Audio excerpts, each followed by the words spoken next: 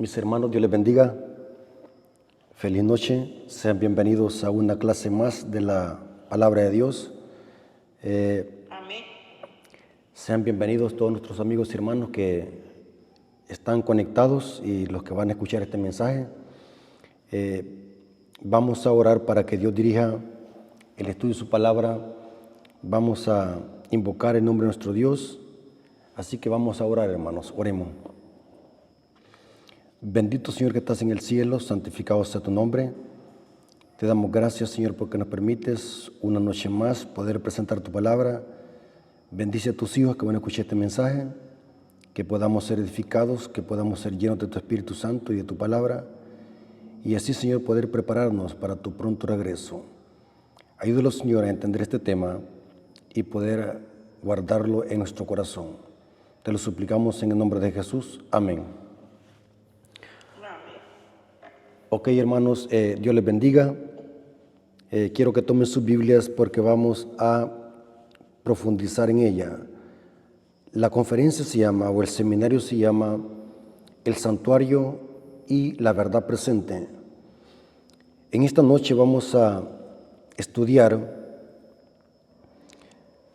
lo que tiene que ver el lugar santo, el santuario, con el plan de salvación y con nosotros como pueblo de Dios. Vamos a hacer un pequeño repaso para colocar el marco o para ver el contexto de lo que vamos a hablar. Hemos visto durante todas estas noches de que el santuario tenía 4 lugares clave y que estos 4 lugares claves representan 5 funciones de Cristo en el plan de salvación y en su ministerio en el santuario celestial. Vimos que el primer lugar clave es el campamento de los santos, que representa la humanidad de Cristo, su encarnación. Vimos el segundo lugar clave, que es el atrio, que representa que Jesús es nuestro sustituto, nuestro cordero. El tercer lugar clave es el lugar santo, que representa que Cristo es nuestro mediador. El lugar santísimo representa que Jesús es nuestro juez, y la salida del lugar santísimo representa que Jesús es nuestro Rey de Reyes y Señor de Señores. La salida del lugar santísimo tiene que ver con la segunda venida de Cristo a esta tierra. Ahora bien, en esta noche vamos a hacer un estudio profundo de lo que significa o lo que representa el lugar santo del santuario, que es el tercer lugar clave del santuario. Y vamos a ver de qué esto tiene que ver o representa que Jesús es nuestro mediador, nuestro intercesor o nuestro abogado. Tiene que ver con lo que hace Jesús en el lugar santo del santuario. Quiero que se puedan concentrar, hermanos, porque este tema también es muy delicado y necesito que puedan ustedes abrir su mente para que puedan asimilar esta información, que es una información que vale oro. Cuando analizamos el santuario, vamos a ver, hermanos, que las fiestas solemnes tenían que ver también con el plan de salvación. Y las fiestas solemnes iban en relación con el calendario agrícola de Israel. Es interesante que si nosotros analizamos las 7 fiestas de Israel, estas 7 fiestas iban en relación con cada servicio que se hacía en cada departamento del santuario. Por ejemplo, la Pascua y los panes sin levadura tiene que ver con el campamento y el atrio. El Pentecostés tiene que ver con el lugar santo del santuario. Y la fiesta de las trompetas y el Yom Kippur tiene que ver con el lugar santísimo del santuario. Y la fiesta de tabernáculos tiene que ver con la salida del lugar santísimo. La fiesta de tabernáculos, hermanos, se va a celebrar en el cielo. Eso lo dice Apocalipsis 19. Si nosotros analizamos cada una de estas fiestas, tienen que ver con algo que hace Cristo en el plan de salvación. En este estudio vamos a hablar acerca de los elementos que encontramos en el lugar santo del santuario. En el lugar santo del santuario habían 3 utensilios. Al sur del lugar santo estaba el candelabro de oro. Al norte del lugar santo del santuario estaba la mesa de los panes de la presencia. Y frente al velo que dividía el lugar santo del lugar santísimo estaba el altar del incienso. 3 utensilios que estaban en el lugar santo del santuario. Ahora vamos a ver que la fiesta de Pentecostés tiene que ver con el ministerio que Jesús hace en el lugar santo del santuario. Analicemos un poco lo que representa y lo que se hacía en la fiesta de Pentecostés o la fiesta de la semana. Esta era una fiesta que se celebraba después de la fiesta de Pascua y de los panes sin levadura. Se le conocía como la fiesta de la semana, la fiesta de Pentecostés. Noten cómo dice Levíticos 23, versículo 15 al 16. Levíticos capítulo 23, versículo 15 al 16. Noten cómo dice: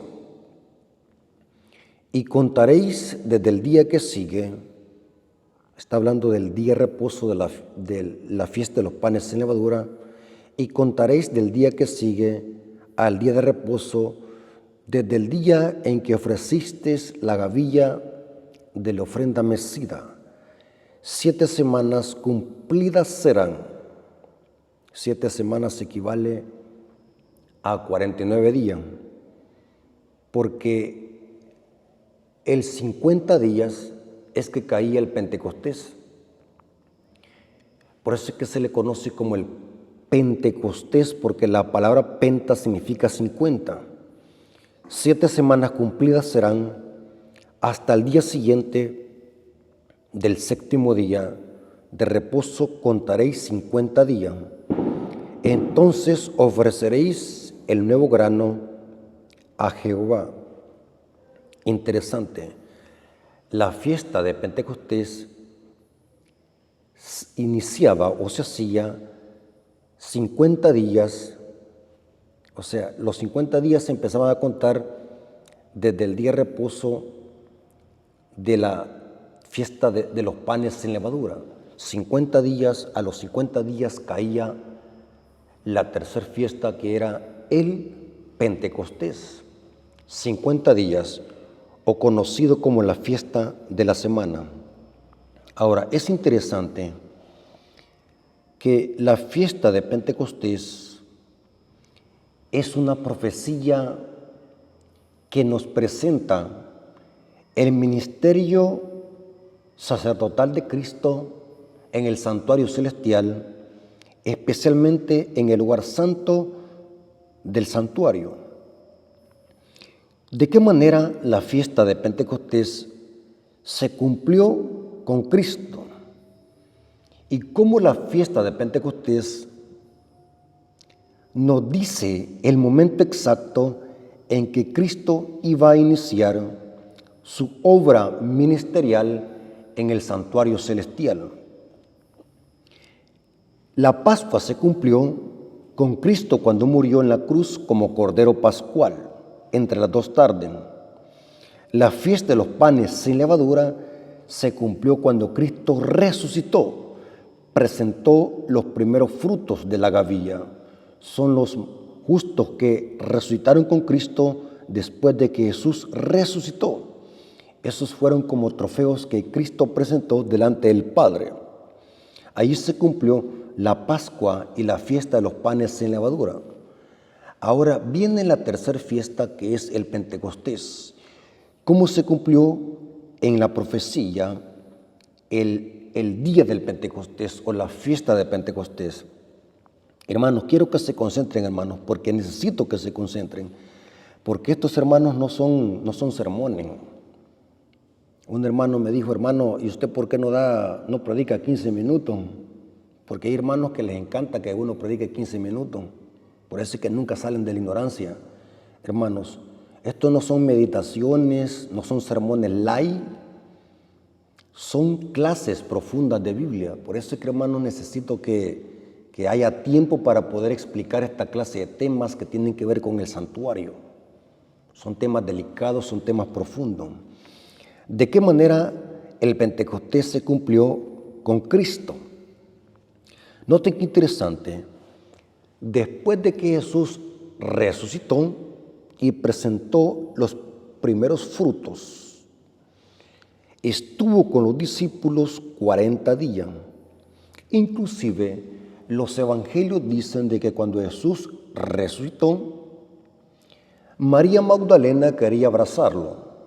La Reina Valera 60 dice que Jesús le dijo, no me toques, pero en el griego dice, no me detengas, o porque el espíritu de profecía dice que María Magdalena quería abrazar a Cristo.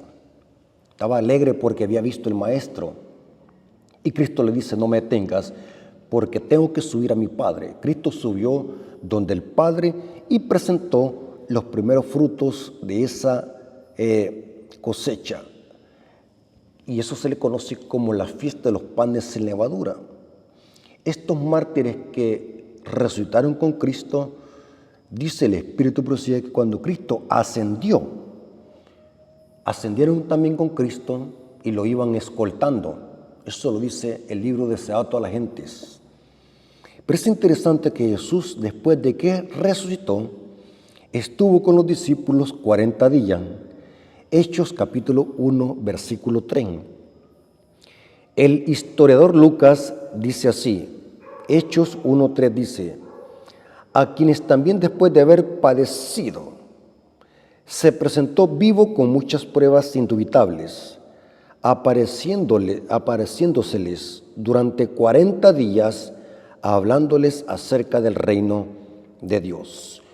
¿Cuántos días Cristo estuvo después de que resucitó? ¿Cuántos días estuvo Jesús con los discípulos? 40 días. Quiero que pongan un dedo en esa cita. Cristo estuvo con los discípulos 40 días. Pero recuerden, hermanos, que el Pentecostés se celebraba 50 días después de la fiesta de los panes sin levadura. Ahora, aquí vemos de que Jesús estuvo 40 días. ¿Cuántos días faltan para que llegue a 50? Faltan 10 días para que llegue el día del Pentecostés o la fiesta de Pentecostés o la fiesta de la semana. Es interesante que Lucas dice de que Jesús a los 40 días ascendió al cielo. Noten cómo dice Hechos capítulo 1, versículo 9 al 11. Hechos capítulo 1, versículo 9 al 11. Quiero que me digan, hermanos, si voy muy deprisa o si voy más despacio. ¿Está bien como voy? Amén. O sea, voy más despacio, ¿está bien así como voy? Así está bien. Ok. Hechos capítulo 1, versículos 9 al 11 dice, esto está sucediendo el último día de los 40, recuerden. Porque Jesús estuvo con los discípulos después de haber resucitado y después de haber presentado los primeros frutos del trigo, tuvo 40 días. Y dice Hechos 1, 9 al 11, y habiendo dicho estas cosas, viéndolo ellos, fue alzado y le recibió una nube que le ocultó de sus ojos, y estando ellos con los ojos puestos en el cielo, entre tanto que él se iba, he aquí se pusieron junto a ellos dos varones que por ende eran ángeles, con vestiduras blancas, los cuales también le dijeron, varones Galileos, ¿por qué estáis mirando al cielo? Este mismo Jesús que ha sido tomado de vosotros al cielo, así vendrá como le habéis visto ir. Este es uno de los versículos que demuestra que Jesús, aún en el cielo, está como humano. ¿Se acuerdan que en una de estas noches le hablé de que Jesús por la eternidad va a ser humano? Jesús en el cielo está intercediendo por nosotros como hombre, no como Dios, como hombre. Aunque Jesús es Dios, pero su ministerio lo desarrolla como hombre. Y dice el libro Deseado a toda la gente, página 17, que Jesús por la eternidad tendrá su humanidad. Deseado a toda la gente, página 17. Y aquí Lucas dice que Jesús ascendió el último de los 40 días, porque Jesús estuvo 40 días con los discípulos. Ahora, aquí viene lo interesante. Quiero que nos enfrasquemos en esos 10 días que faltaban para el día del Pentecostés. 40 días estuvo Jesús con los discípulos, pero para que llegara el día del Pentecostés faltaban 10 días. La pregunta que vamos a responder, y también vamos a profundizar en este tema, ¿qué hizo Jesús durante esos 10 días en el cielo? Antes de que cayera el Pentecostés, ¿qué pasó con Jesús en el cielo? Para responder esa pregunta es primordial saber, de primero, qué hicieron los discípulos aquí en la tierra, en Jerusalén, en el aposento alto, durante esos 10 días. Es importante, hermanos, quiero que nos enfrasquemos en esos 10 días. Esos 10 días, hermanos, es una clave para que podamos entender la obra que Jesús hace en el lugar santo del santuario. Ahora, si nosotros analizamos los capítulos 1 y el capítulo 2 del libro de Hechos de los Apóstoles, vamos a ver de que los discípulos, antes, no después, antes, note qué interesante, antes de que llegara la fiesta en Pentecostés, en esos 10 días, los discípulos hicieron algunas cosas importantes en esos 10 días. Por falta de tiempo no puedo leer todo el capítulo, pero lean el capítulo 1.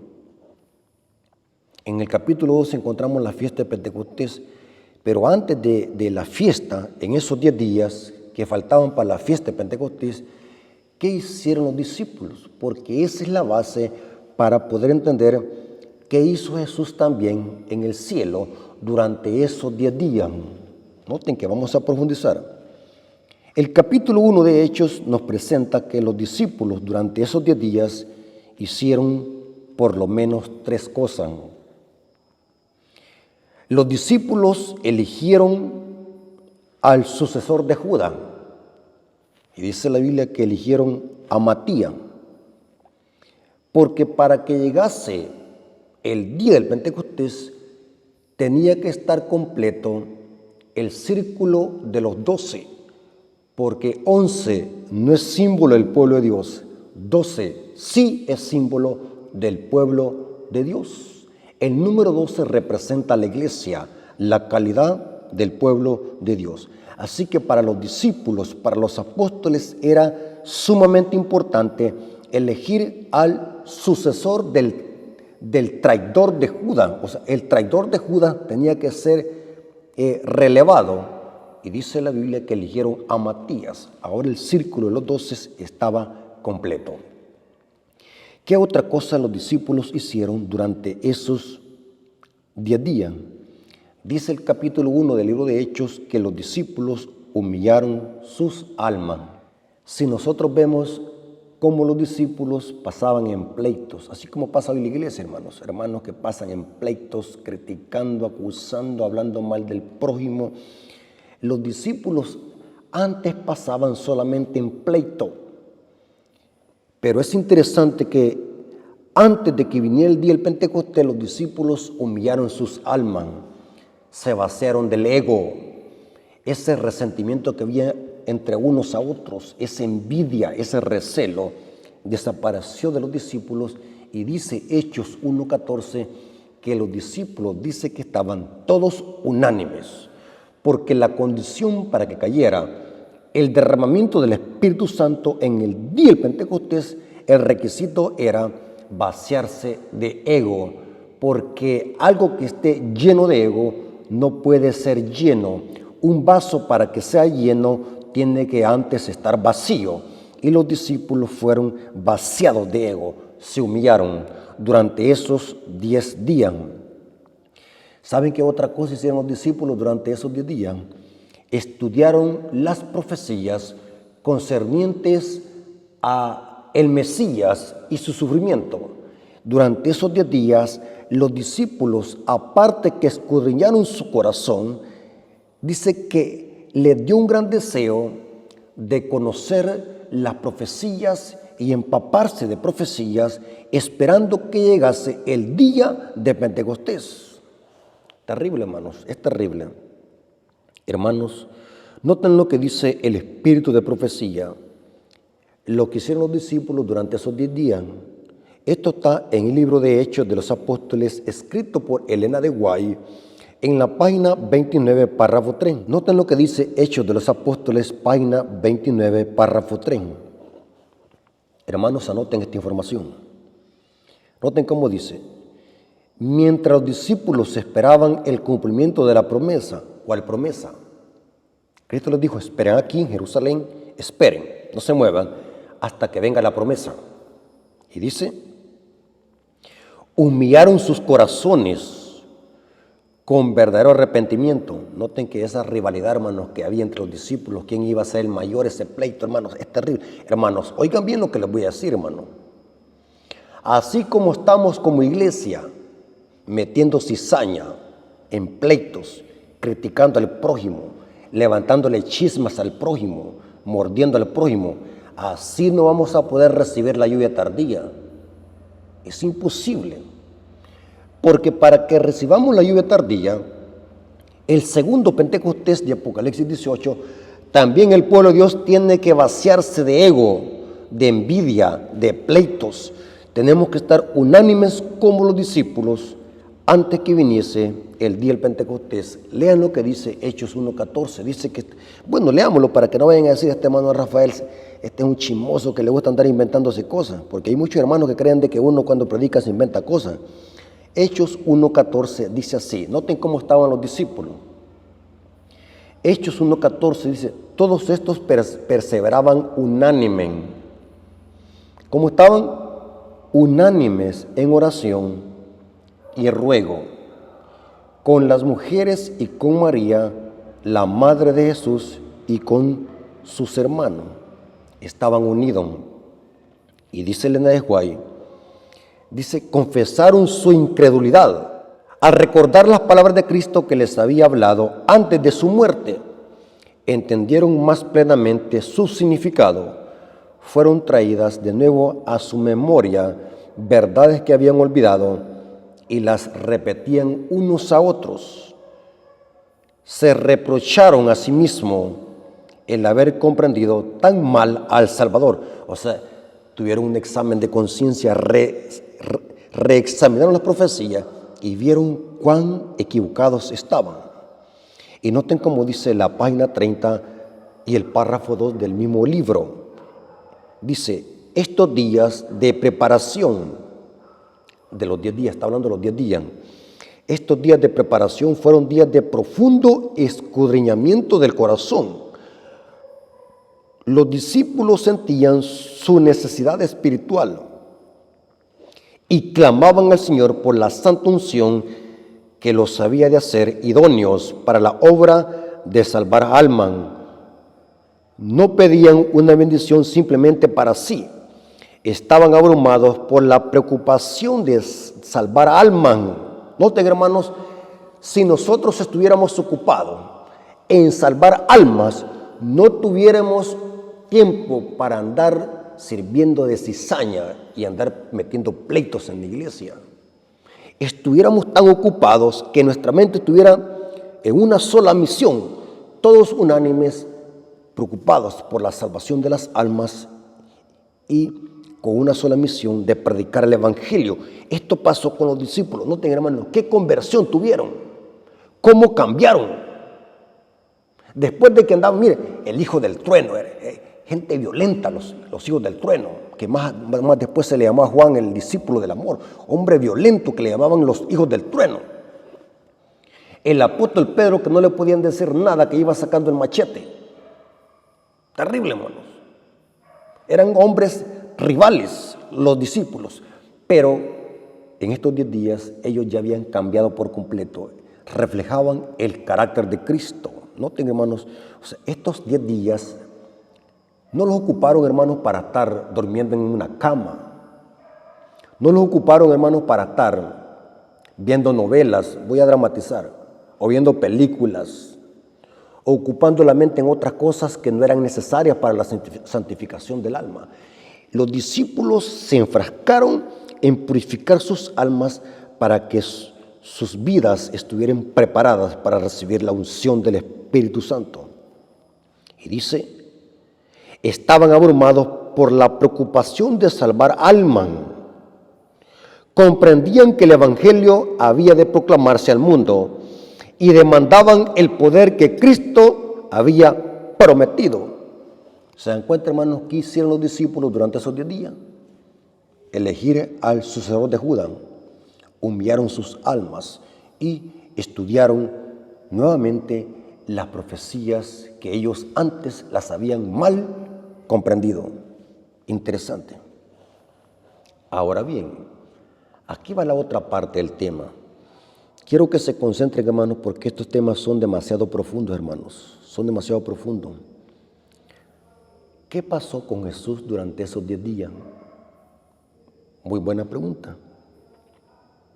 ¿Cuántos se habían hecho esa pregunta? ¿Qué hizo Jesús durante esos 10 días en el cielo?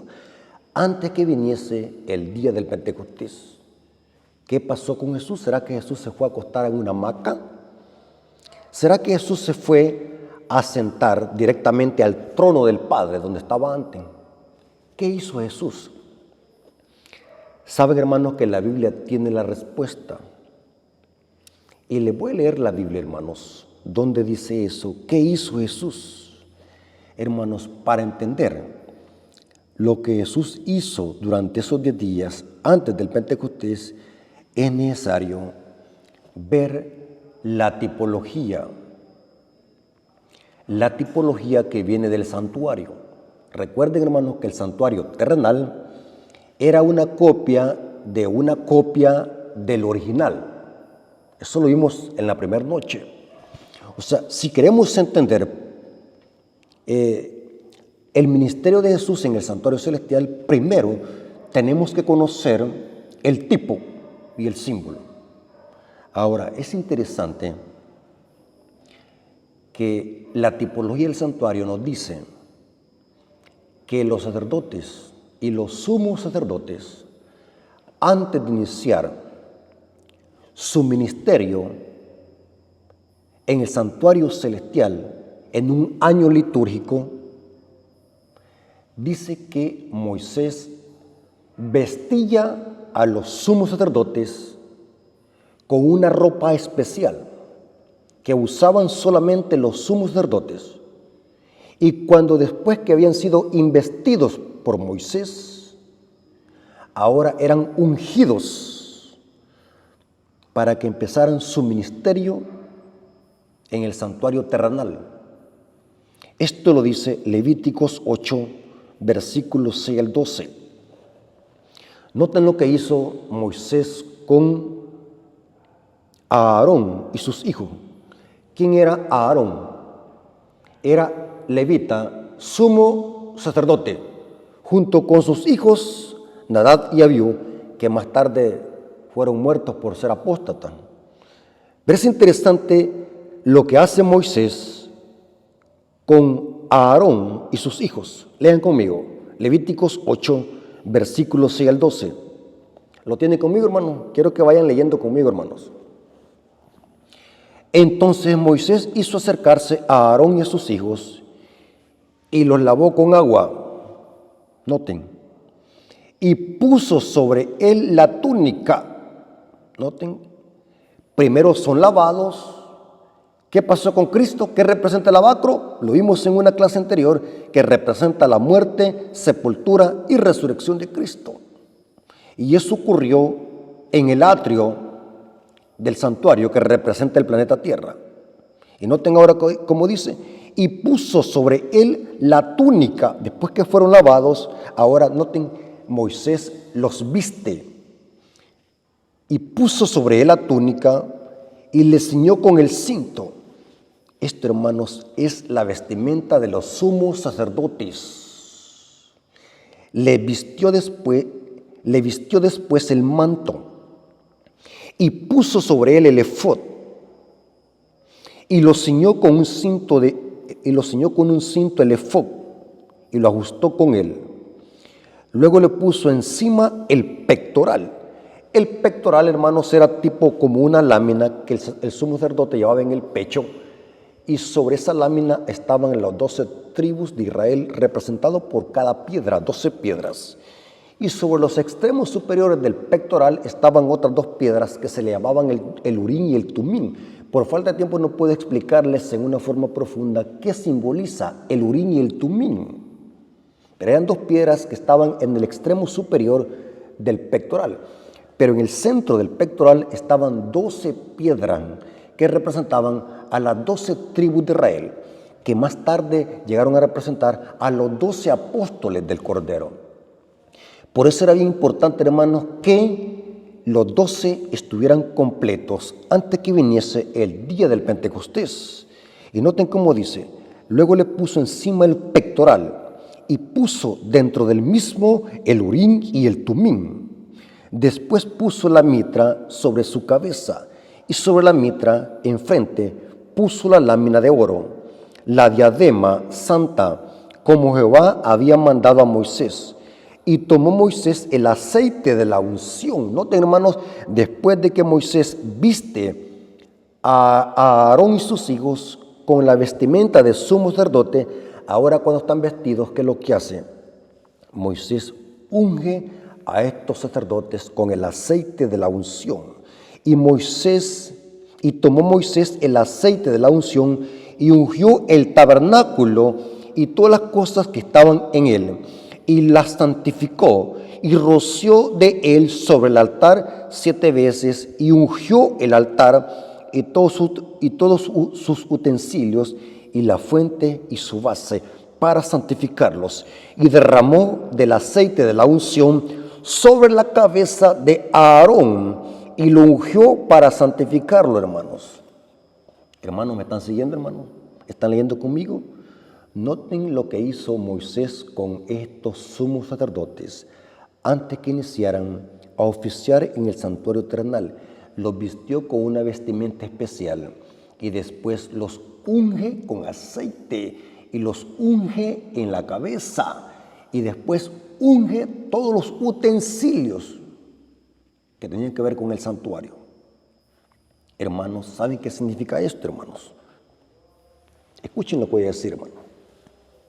Lo que pasó Jesús, lo que hizo Jesús, o lo que pasó con Jesús durante estos 10 días, antes que viniese el Pentecostés, es de que el Padre amado, viste a Jesucristo su Hijo con la vestimenta de sumo sacerdote.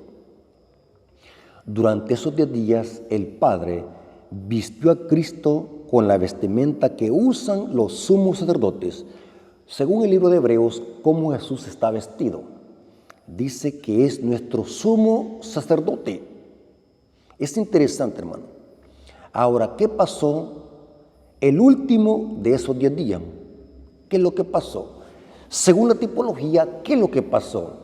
El Padre unge a Cristo con el aceite de la unción. ¿Y qué es el aceite de la unción?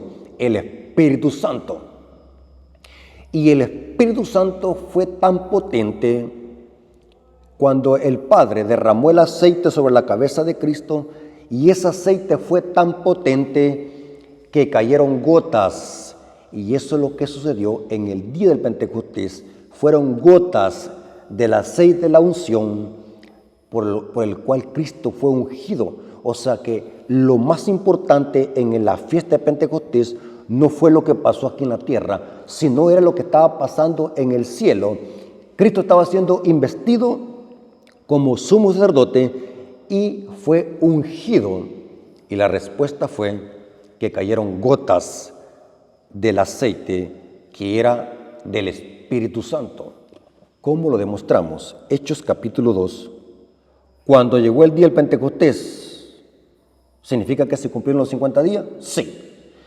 Cuando llegó el día del Pentecostés, estaban todos unánimes juntos. Y de repente vino.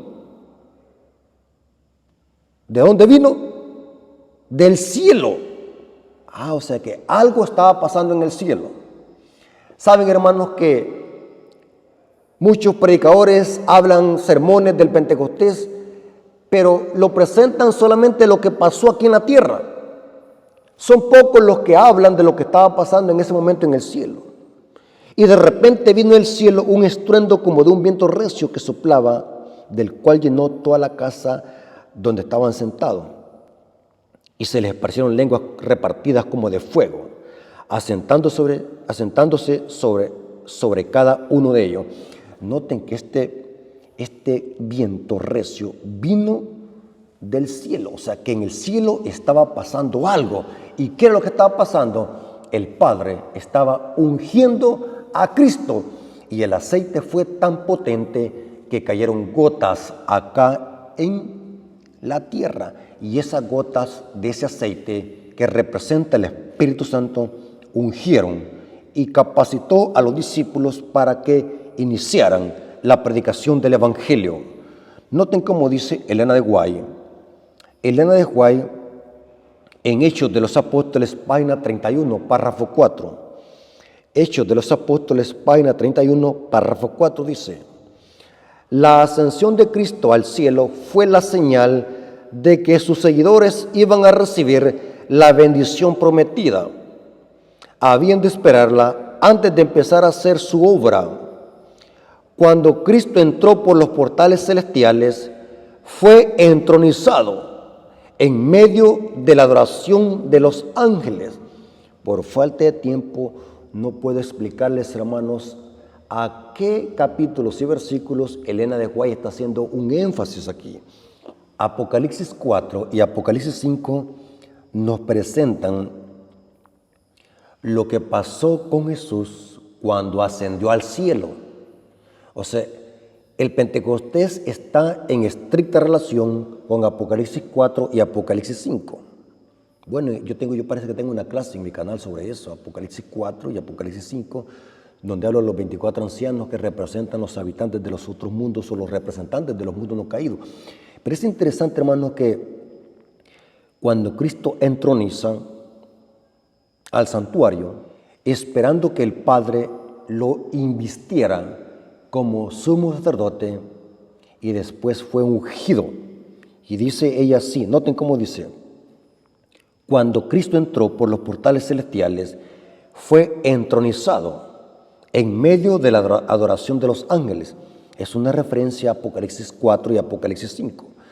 Tan pronto como esta ceremonia hubo terminado, hubo una ceremonia. Cuando la ceremonia terminó, el Espíritu Santo descendió sobre los discípulos en abundantes raudales, y Cristo fue de veras glorificado con la misma gloria que había tenido con el Padre desde toda la eternidad. El derramamiento pentecostal era una comunicación del cielo de que el Redentor había iniciado su ministerio celestial. De acuerdo con su promesa, había enviado el Espíritu Santo del cielo a sus seguidores como prueba de que como sacerdote y rey había recibido toda autoridad en el cielo y en la tierra y era ungido sobre el pueblo. ¿Se dan cuenta, hermanos? ¿Por qué? Porque Cristo fue ungido, porque iba a iniciar su ministerio en el santuario celestial como abogado y más tarde como juez. Ahora, es interesante, hermanos, que hay un salmo. Los salmos, hermanos, ¿se acuerdan que Jesús, cuando habló con los que iban de camino hacia Emaús, les habló todo lo que los salmos y la ley y los profetas decían de Cristo? Los salmos, y de paso es la lección que estamos estudiando este trimestre, son salmos, son oraciones hechas música, hechos canto, pero son salmos que contienen una dimensión profética y apocalíptica que se cumple con Cristo. Hay un salmos que presenta lo que pasó con Cristo durante esos 10 días, antes que viniese el día del Pentecostés. ¿Cuál es este Salmos? Salmo 133, versículo 1 al 3. Salmo 133, versículo 1 al 3. Noten, hermanos, esto es lo mismo que pasó con Cristo en el cielo y cómo eso tuvo una repercusión con los discípulos que estaban en el aposento alto. Salmo 133, versículo 1 al 3 dice: mirad cuán bueno y cuán delicioso es habitar los hermanos juntos en armonía. Pregunto, ¿cómo estaban los discípulos antes del Pentecostés? Juntos en armonía. Ahora, noten el salmista cómo compara esta reunión de que los hermanos estén juntos en armonía. Es delicioso estar juntos en armonía. Noten la comparación. Es como el buen óleo sobre la cabeza, que es óleo, aceite, el cual desciende sobre la barba. ¿Pero la barba de quién? Aarón era el sumo sacerdote. Dice la barba de Aarón, el cual desciende sobre la barba de Aarón. El óleo, así es, el aceite. Y noten ese aceite que se derrama sobre la cabeza de Aarón, noten, es mucho raudal, que noten hasta dónde llega el aceite cuando se echa en la cabeza, y baja hasta los bordes de sus vestiduras. Esto pasó con Cristo en el cielo. El aceite fue tan potente que pasó por la barba de Cristo, pasó por todos sus vestidos, y noten hasta dónde llegó el aceite. Dice, y baja hasta los bordes de sus vestiduras, como el rocío de Hermón, que desciende sobre los montes de Sión. Sión aquí representa el pueblo de Dios, la iglesia, porque allí envía Jehová bendición y vida eterna. O sea que el aceite de la unción que es depositado sobre la cabeza de Aarón es tan potente que pasa por la barba, recorre los vestidos y llega hasta el monte de Sión, donde está el pueblo reunido. Esto pasó en el día del Pentecostés. Interesante, hermano, muy interesante. Hay quienes leen los salmos así superficialmente. Yo siempre cuando leo un salmo digo, bueno, ¿y esto qué tiene que ver con el santuario? ¿Qué tiene que ver esto con Cristo? ¿Qué tiene que ver esto con profecía apocalíptica? O sea, me quiebro la cabeza. Yo les digo a los hermanos, ¿ustedes creen, hermanos, que esta clase de temas yo me lo saqué de la manga de la camisa así de repente? Porque hay hermanos que creen de que uno se viene a inventar cosas aquí. Es terrible, hermanos, es terrible, hermano. Es importante, hermanos, que siempre que examinemos los salmos tenemos que conectarlo con la profecía apocalíptica, el ministerio sacerdotal de Cristo en el santuario celestial. Ahora, cuando Cristo fue ungido y fue vestido como sumo sacerdote, ahora empieza su ministerio en el santuario celestial. A Cristo se le llama nuestro abogado. Cristo es nuestro mediador. Voy a leerle por lo menos algunas citas bíblicas para demostrarlo. Que Cristo en este momento, o mejor dicho, por casi 2000 años, desde el año 31, porque fue la ascensión de Cristo en el año 31, hasta 1844, Cristo estuvo durante ese periodo en el lugar santo. Estuvo como abogado en el lugar santo.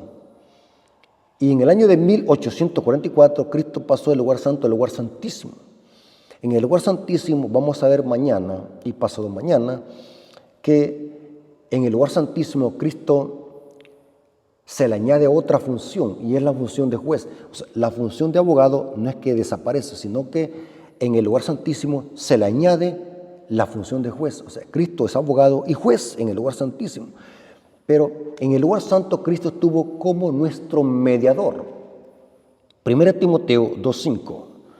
Porque hay un solo Dios y un solo mediador entre Dios y los hombres, Jesucristo hombre.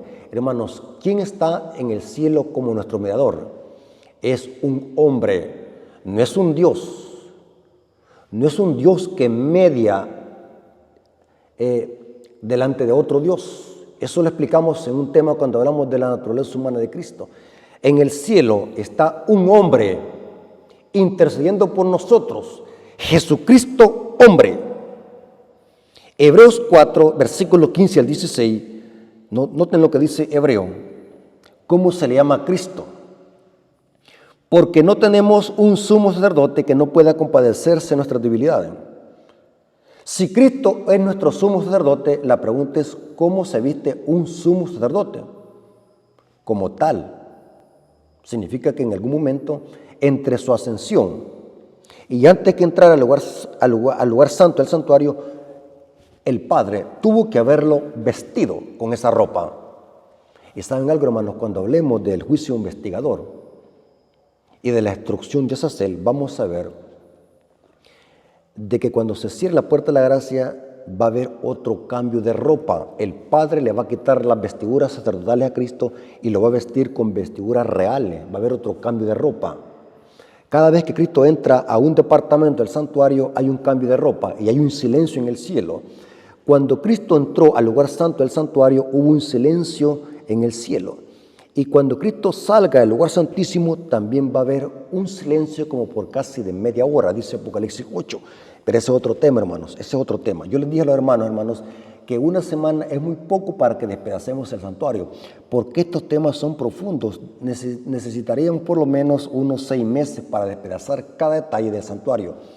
Y saben, hermanos, que estamos escribiendo un libro profundo sobre el mensaje del tercer ángel y el santuario.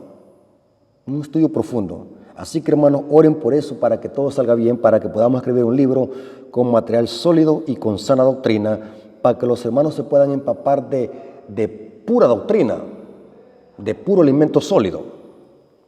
Noten cómo dice aquí el libro de Hebreos, el escritor de Hebreos, dice, porque no tenemos un sumo sacerdote que no pueda compadecerse de nuestras debilidades, sino uno que fue tentado en todo, según nuestra semejanza, pero sin pecado.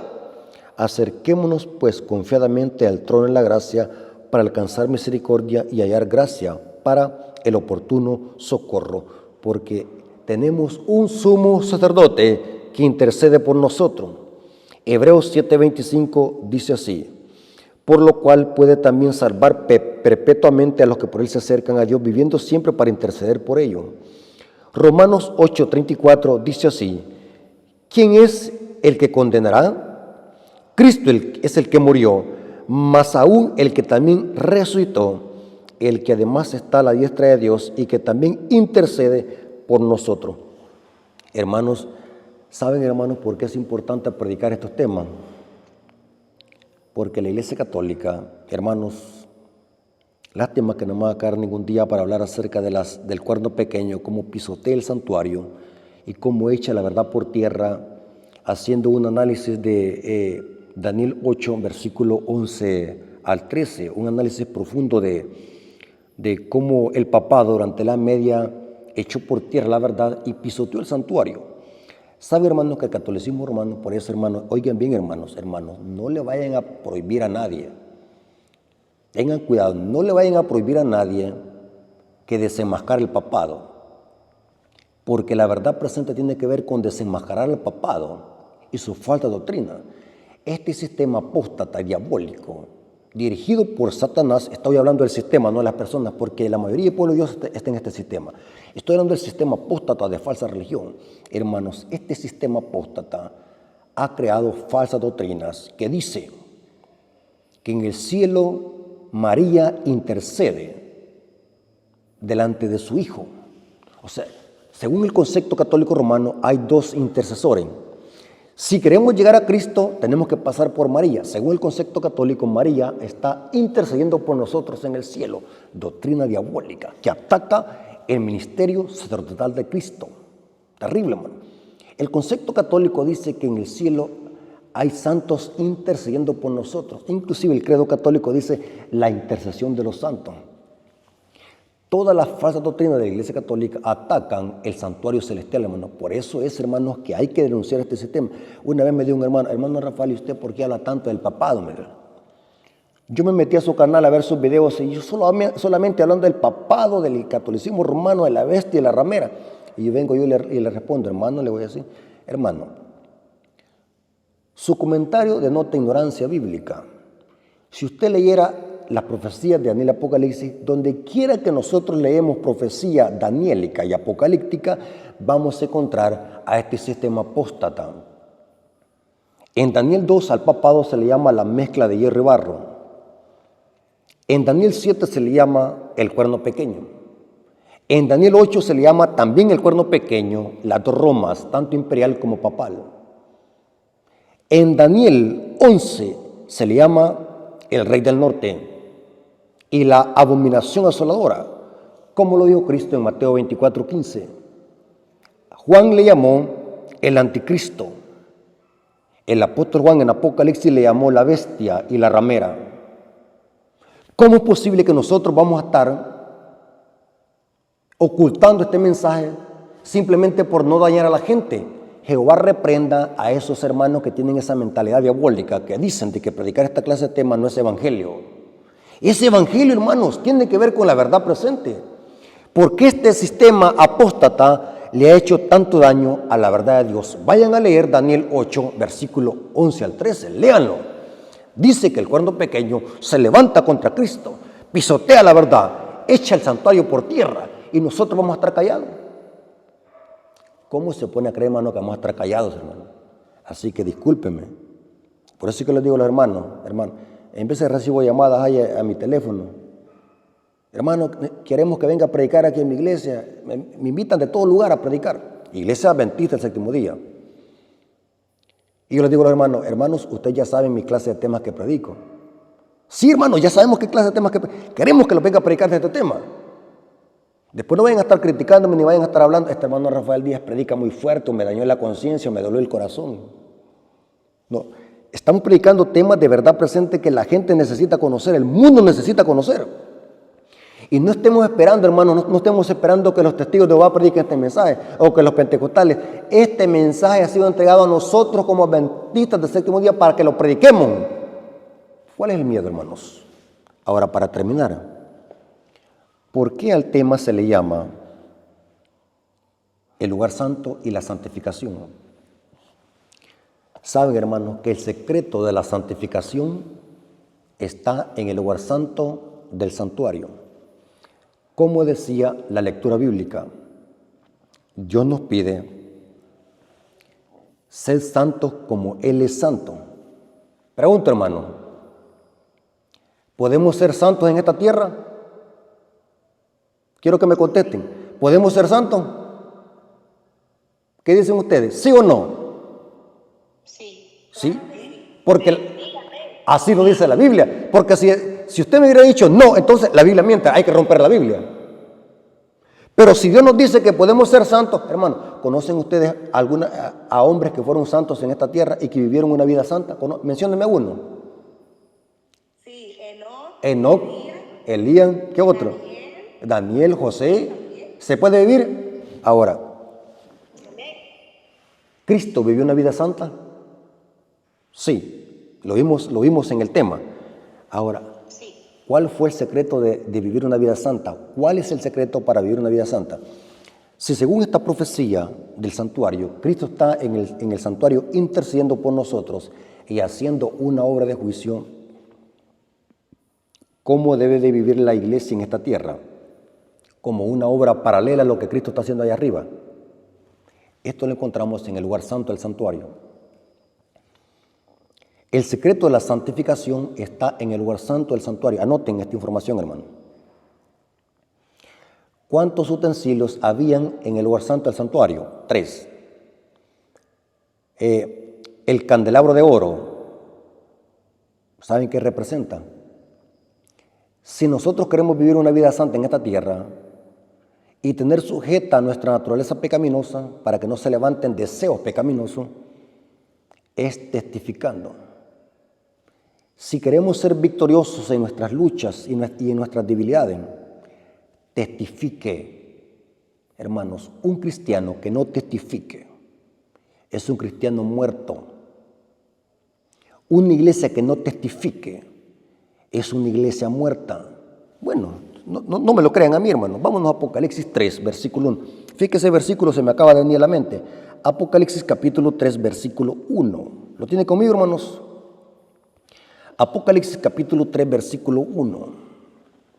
Escribe al ángel en la iglesia de Sardis, el que tiene los 7 espíritus de Dios y las 7 estrellas, dice esto. O sea, aquí Cristo está hablando. Yo conozco tus obras, que tienen nombre, que vives, pero estás como. Repita conmigo, hermano.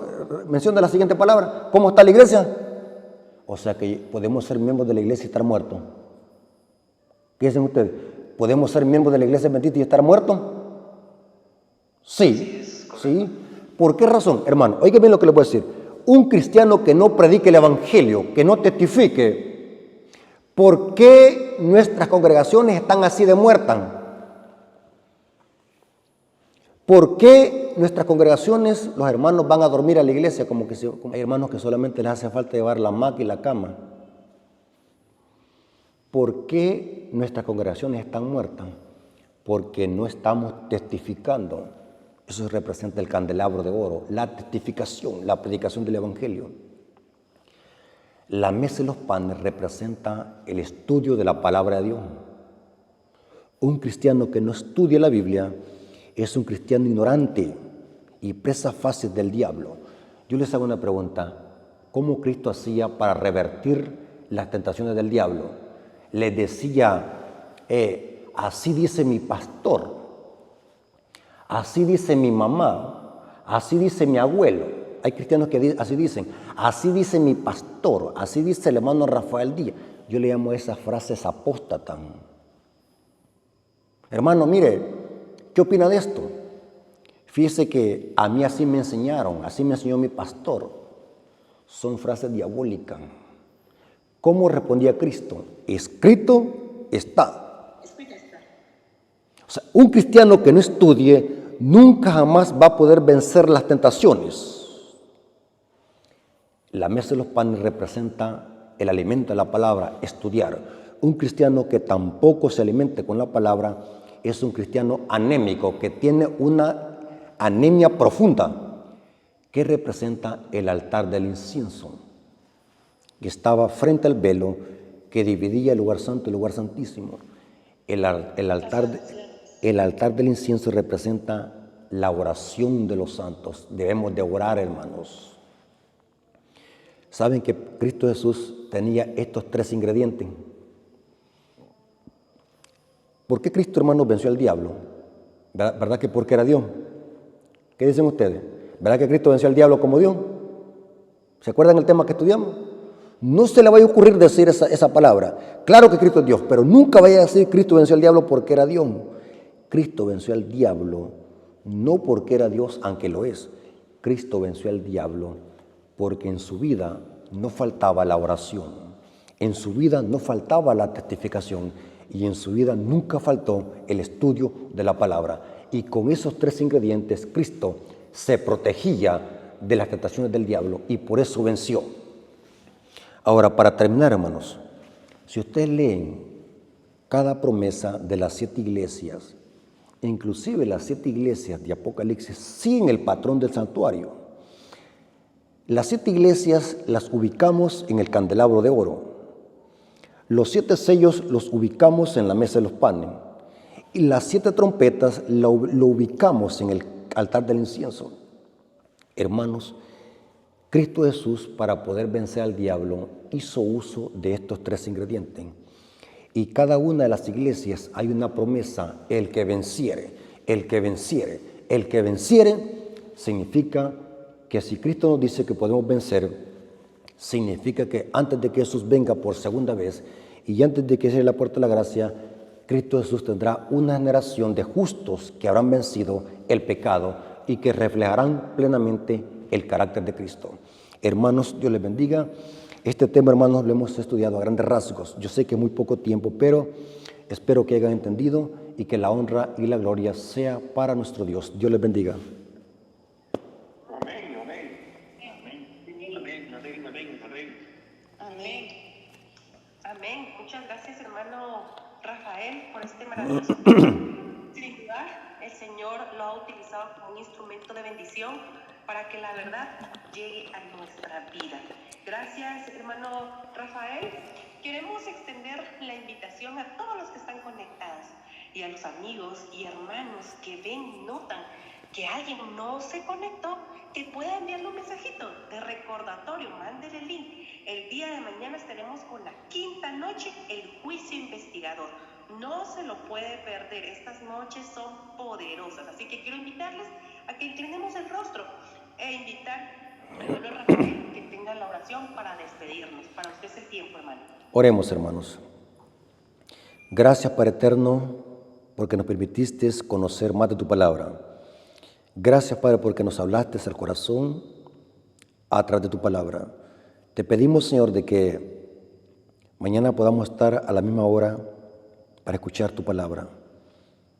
Ayúdalo, Señor, para que este mensaje no solamente pueda ser teoría en nuestra mente, sino que pueda transformar nuestras vidas y podamos seguir tu ejemplo para poder vencer el mal en esta tierra. En este estudio nos hemos dado cuenta que solamente aferrándonos a ti, Señor, estudiando tu palabra, testificando y orando, vamos a poder vencer como tú venciste, Señor, en esta tierra. Gracias por este mensaje, Señor, te lo agradecemos en el nombre de Jesús. Amén. Dios me los bendiga, hermanos. Pasen una feliz noche. Amén. Nos esperamos. Que Dios les bendiga. Yo quisiera saber si estos temas están quedando grabados para poderlos compartir. Hermana, Encontrarlos en Facebook. Muy bien. hermana, Agradezco mucho. hermana, Sí, hermano. voy a decir lo último, hermana, mire. No sé si ustedes saben que yo tengo un canal en YouTube que se llama Apología Adventista. Todos estos temas los estoy grabando, los he grabado con mi celular para que ustedes los puedan ver en el canal de YouTube Apología Adventista. Así que suscríbanse. Si en verdad quieren ayudar el ministerio que yo dirijo, suscríbanse al canal. Eso es gratis, eso no cuesta nada. Suscríbanse y de esa manera van a ayudar a mi ministerio. Compartan el canal, díganle a los hermanos, suscríbanse al canal del hermano Rafael Díaz. Yo sé que van a aprender temas profundos que quizás nunca los ha escuchado. Así que suscríbanse, vayan a buscar el canal que se llama, anótelo, Apología Adventista. Y por cualquier cosa, hermanos, yo puedo mandar los temas escritos. Yo tengo un grupo en Telegram que se llama Apología Adventista y un grupo que se llama en WhatsApp, donde también los comparto los artículos para los hermanos que quieran el texto, la cita. Así que ahí está la información, hermanos. Así que Dios les bendiga y la honra sea para nuestro Dios. Gracias, hermano. Que Dios le bendiga. Amén.